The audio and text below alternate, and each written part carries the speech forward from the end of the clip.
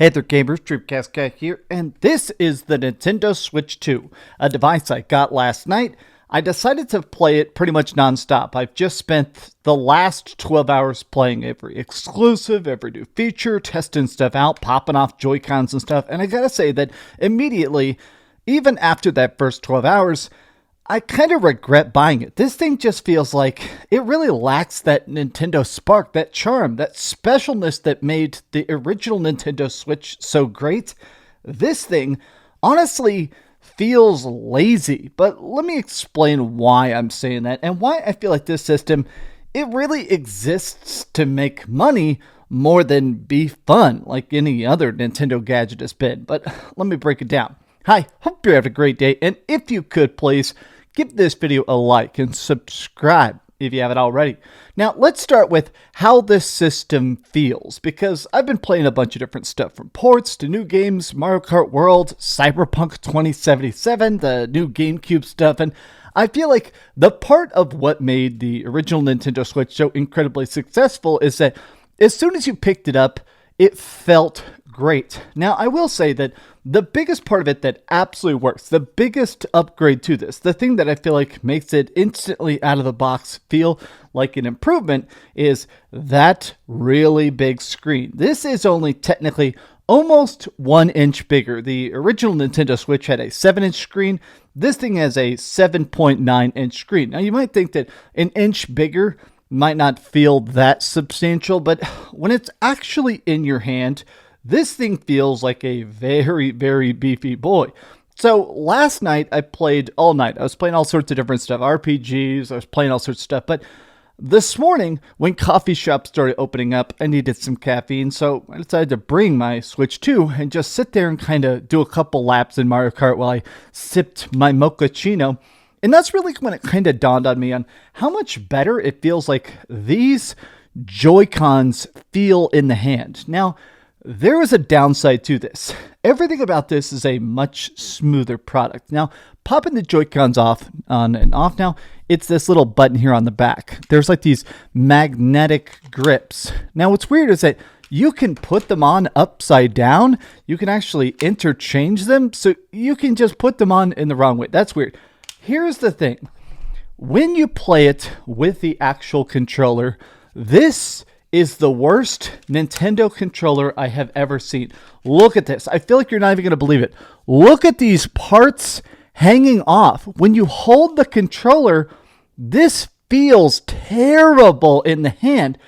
And it's super weird about why they would have these edges hang off. Now, clearly, the reason they have these giant bits just hanging off the edge of the controller, which downright feel terrible, is because this is the original Nintendo Switch controller. People call it the puppy face or the dog face.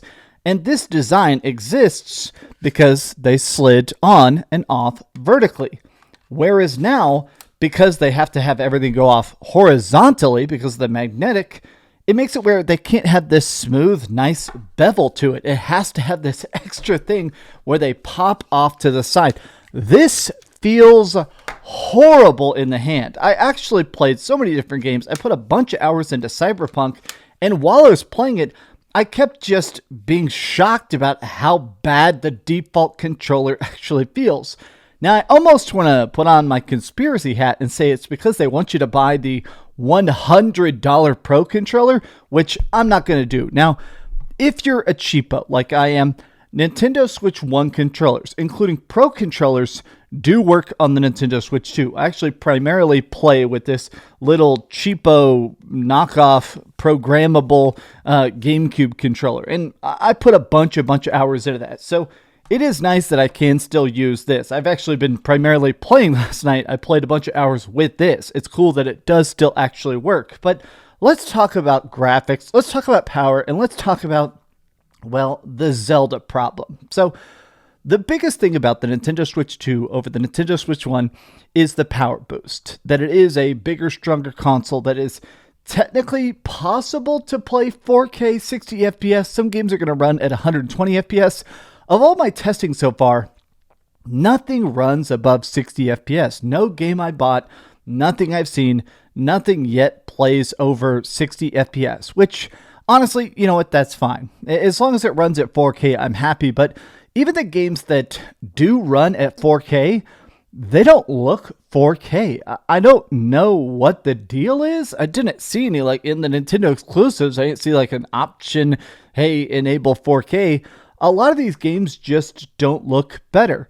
The thing that made the original Nintendo Switch so great at launch was that it was the Zelda machine. That honestly, Breath of the Wild might be one of the best games ever played. And this week, I've been doing a fresh playthrough when I converted it over to the Nintendo Switch 2 version, which of course costs $10 for a graphics patch.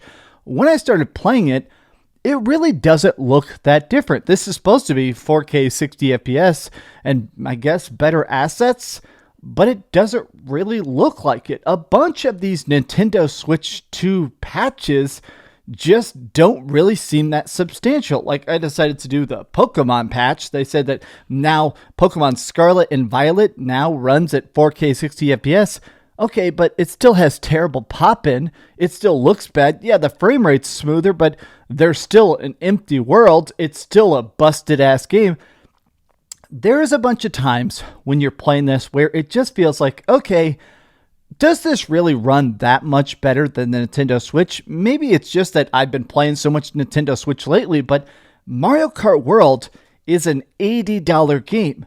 It doesn't really look like it's that much bigger or better than Mario Kart Deluxe. Mario Kart 8 looks 99% the same. I did not see anything in here that felt impossibly complex or so advanced. Every other system, the Xbox Series X, the PlayStation 5, all that stuff, when you play it, it had a launch game that went, oh yeah, there is no way this could have possibly run on the previous generation. Nothing about the Nintendo Switch 2 really feels that substantially different, other than Cyberpunk. Now, this is what made the original Nintendo Switch so fantastic, in my opinion, which is that I love the impossible ports. I ended up playing so many hours of stuff like Doom Eternal, The Witcher 3, and even if those were very, very bare bones ports, meaning that the graphics had to be substantially downgraded, it was always cool to me to actually see those games playable portably, right? It was just great to take a game that big, that chaotic, that gory in the case of Doom, and downscale it to a handheld. And here, I think that's the stuff that's going to end up getting the most playtime out of me when it comes to Nintendo Switch 2.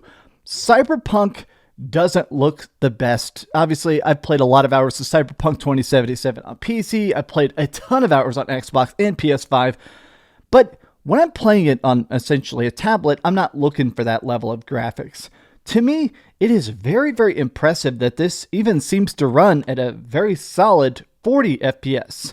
It's cool to see this on a tablet. And also, there's a cloud save. I actually took my current playthrough on PlayStation 5 and put it onto Nintendo Switch 2. And it took like 10 seconds to do it. It is wild to me that I can just right this second while I'm filming this video, boot up Cyberpunk and have my current save file. And this version has all the DLC in it. So I never played Phantom Liberty. It's going to be cool to finally play Phantom Liberty for the first time on this bad boy. That is extremely cool. But going back to the power issue, I think part of my issue, my annoyance about this system is just that exorbitantly big price tag. And also, it just seems like it constantly needs to check the internet. Now, this thing, when I turned it on, downloaded a lot of updates. I turned it on at about 10 p.m. last night. Once I got it, it had to do a system update. Every game I plugged in had to download some sort of patch. And some of them, to me, truly defy any sort of logic. Like, I tested out Mario 3D All-Stars. Mario 3D All-Stars is delisted. You can't buy it. It's not on the shop. When I started playing it, it required a patch.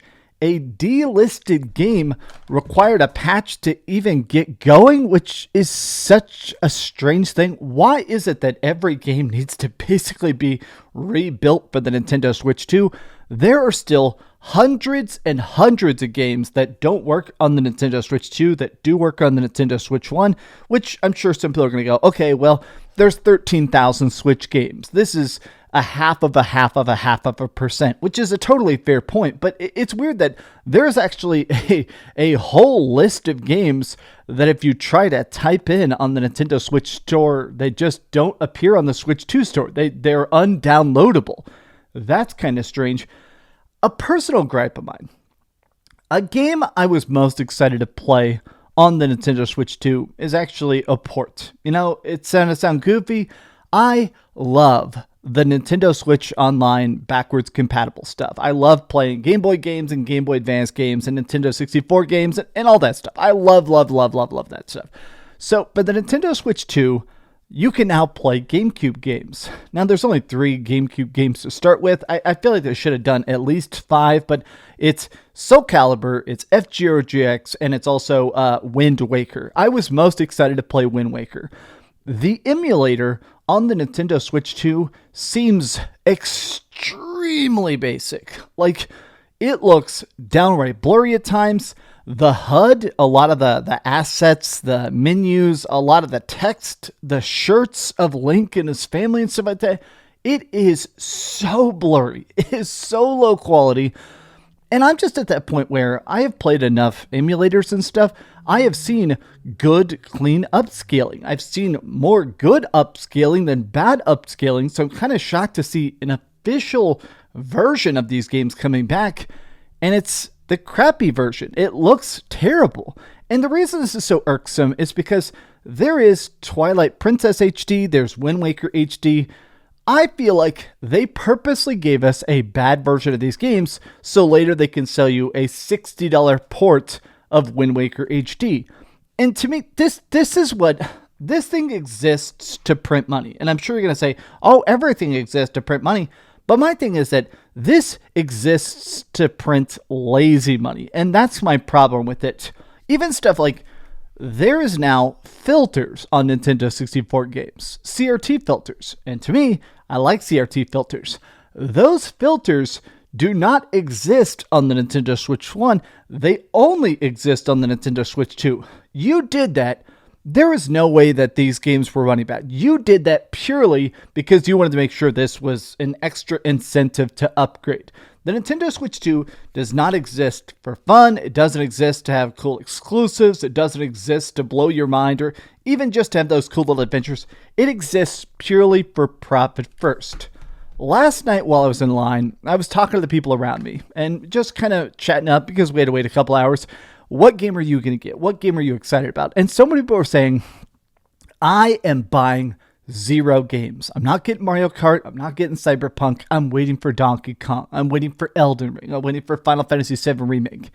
And I found it interesting that was a sentiment I heard from multiple people, that they're buying this just because it's a bigger screen to play their Nintendo Switch 1 games on. And to me, that does kind of suck. Now, another thing I want to talk about that I actually think is just so stupid is the game chat button. Now, on your controller, your extremely uncomfortable controller, you got this big C button. You press it, what does it bring up? Game chat. This is a feature that I feel like is supposed to be their next gen thing. Hey, here's an idea that's so bold it's not on the Nintendo Switch. It's a group chat. It's basically the Discord group chat. I'm never, ever going to use this. When I clicked the button, it said, hey, put your cell phone number in. You have to verify. I'm not going to do that. I feel like this feature is so stupid. Nobody's going to do it. Maybe it's just that I'm in a privileged position, but all my best friends, they all have the apartments around me. So when we want to play games, we just go and hang out and actually physically have our systems, right? I'm never, ever going to use game chat. I don't even care enough to put my phone number into the app and get it all set up. I just do not possibly care. I genuinely regret buying this thing. It feels like it has a worse battery life. I've seen a lot of people already testing it. I haven't fully run it dead, but even in the course of filming this video, literally in the course of filming this video, it has already gone down 10%. Literally sitting here playing a little bit of Cyberpunk. Literally here, in 14 minutes, it went down 10%. I went from 90% to 82% in 10 minutes. It just feels like the battery life, just every part of this, it feels like a downgrade. I've been playing Nintendo consoles now for my entire life, but I've been reviewing them specifically now for about 12 years. I've got old pictures of me back when I had little skinny stick arms, but like 3DS press events and stuff. And each generation always felt like it was trying to do something. But there have been those stumbles, times where they tried to do something that just didn't really fully work. Like there was the 3DS and then there was the new 3DS. And the new 3DS had very few actually new features. It had an extra stick. You could play Minecraft on it. I think it had like Super Nintendo games like on it, like Earthbound and stuff. But a lot of people just didn't like it. It had very few exclusives. Stuff like Xenoblade Chronicles was on it. That was cool. This to me feels more like the new 3DS than the 3DS 2. It feels like a tiny, completely pointless upgrade that isn't for me, it isn't for you. I just don't get it. I definitely regret buying the Nintendo Switch 2. I'm going to do a separate video specifically about Mario Kart World because now that I've played about 7 hours of it, the game just sucks. This is by far the worst Nintendo launch game I have ever seen. But I do want to end this on a note and say that I don't want this video to ruin your fun. If you only game on Nintendo consoles, if you've been looking forward to this thing for 8 years, this is your best day ever, don't let me rain on your parade. The world is tough. The world is dark. Stuff is very, very hard out there. If you saved up, if you bought this, if you're super excited for Donkey Kong Bonanza, I'm not here to tell you you're wrong or bad. I'm just saying that to me, as a person with a Steam Deck, with a good PC, with a PlayStation 5, with an Xbox, this thing is definitely going to be gathering dust very, very soon. 4K, 120 FPS, somehow still blurry as hell. No, thank you. How do you feel about the Nintendo Switch 2? How are you feeling just in general about the state of Nintendo? Does it feel like these $80 games, these $100 controllers, this $500 system, does this feel like the future you wanted? Tell me your thoughts in the comments down below. And if you enjoyed this video, be sure to give it a like, subscribe if you haven't already, and please keep dreaming. Oh yeah, no themes. Are you kidding me? No themes. 8 years, no themes. Oh, Nintendo Switch 2. What's the theme? Default. Thanks so much for watching that video. If you want to see something else, you can always click this link to see what I put up last, or, subscribe and see what's coming up next. Also, I promise that whatever I do, it'll try not to suck.